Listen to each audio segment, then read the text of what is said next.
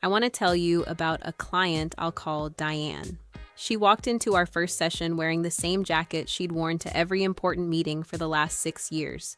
A boxy, oversized black blazer she bought because it felt safe. Not because she loved it, not because it made her feel like herself, because it was dark, it was loose, and she thought loose meant safe. What she told me that day has stuck with me ever since. She said she felt like she was hiding inside her own clothes, waiting for meetings to be over so she could go home and change into something that actually felt like her. She wasn't unhappy with how she looked, exactly. She just felt like she was constantly performing put together rather than actually feeling it. And there's a real difference between those two things. Today, I want to walk you through what changed, because the lessons from Diane's story apply to so much more than just blazers. Here's the promise.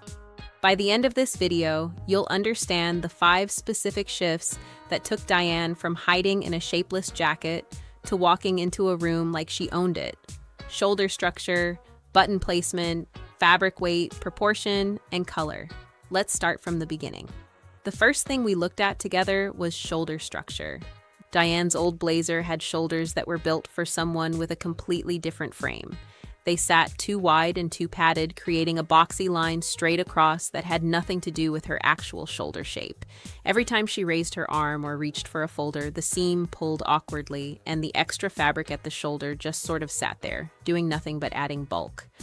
What's easy to miss is that this isn't a curvy body issue at all. It's a sizing shortcut. A lot of jackets simply scale the same shoulder pattern up or down across every size, instead of adjusting where that seam actually sits for a fuller frame, which is exactly why so many women end up with shoulders that feel borrowed rather than built for them.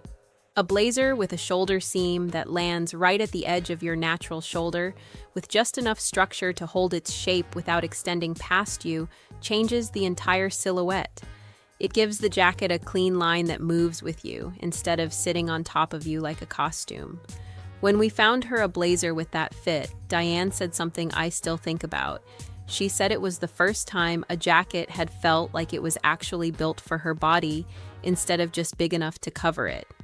She could raise her arm to shake someone's hand without the whole jacket shifting with her, and she stopped doing that small shoulder roll she used to do to resettle the fabric every time she stood up.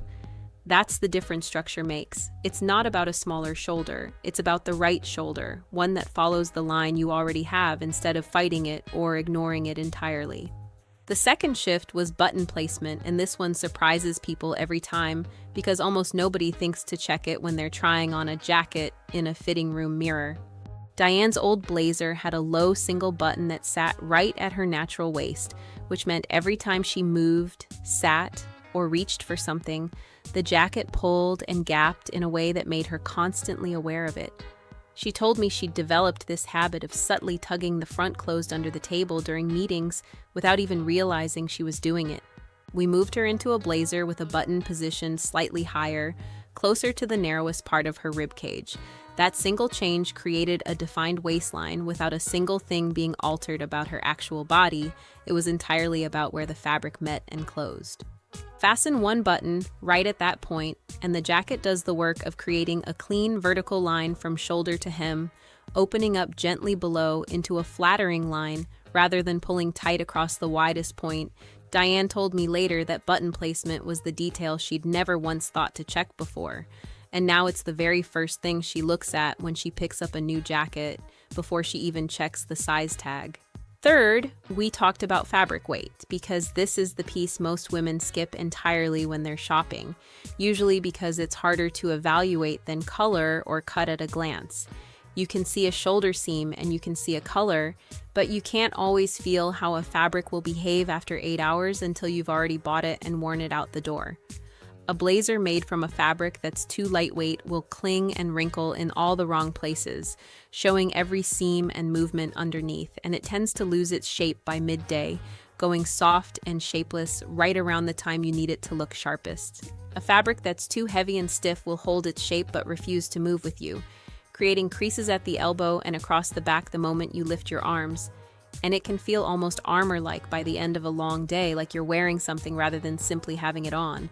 What Diane needed, what most curvy bodies actually need, is a mid-weight fabric with a small amount of stretch woven in, something structured enough to hold a clean line but flexible enough to move through an entire day of sitting, reaching, and gesturing without fighting you. You can often tell just by scrunching a small section of the fabric in your hand in the store if it springs back smoothly without deep creasing. That's usually a good sign.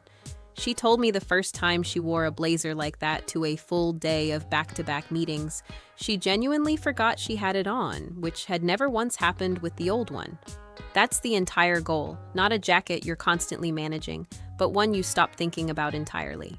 Fourth is proportion, and this is where Diane's story really shifted, because it's also where she'd made the same choice for years without questioning it, mostly because that in-between length is simply the most common one on the rack, so it rarely occurs to anyone to look for something different.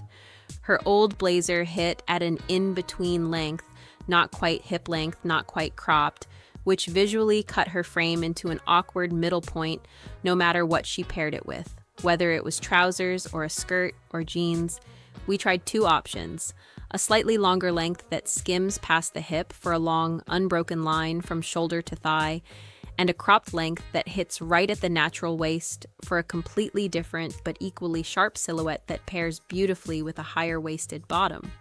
Diane ended up loving the longer option paired with a slightly higher-waisted trouser, because together they created one continuous line from shoulder to ankle, with nothing interrupting the eye along the way.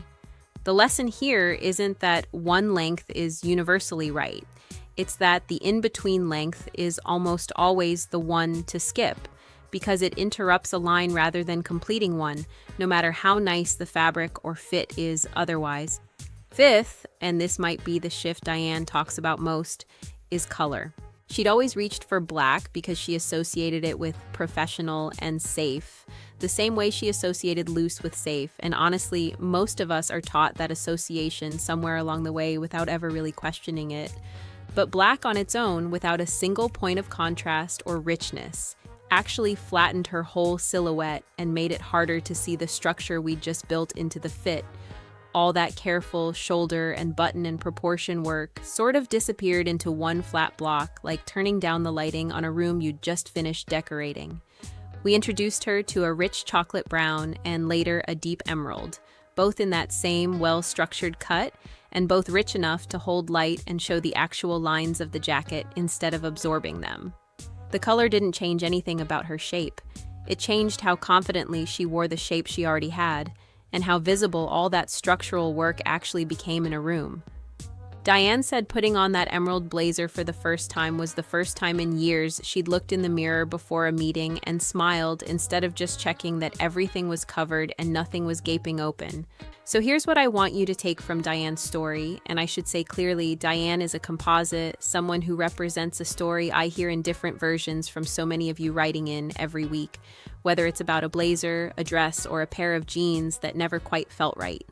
The 5 things that transformed her relationship with one blazer are shoulder structure that matches your actual frame instead of a generic pattern, button placement that defines your waistline without a single alteration to your body, a mid-weight fabric with a little give that moves through your actual day, a length that commits fully to either longer or cropped rather than landing awkwardly in between, and a color that lets the structure you've chosen actually show up in the room with you instead of disappearing into a flat, safe shade.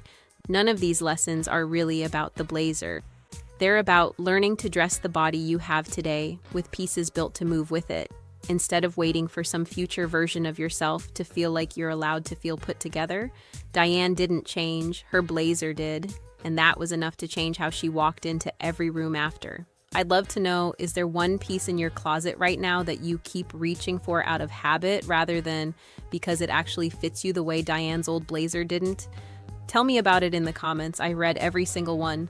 And honestly, so many of your stories sound like the beginning of Diane's. And if this kind of breakdown is useful to you, hit subscribe so you don't miss the next one. I've got a lot more of these coming.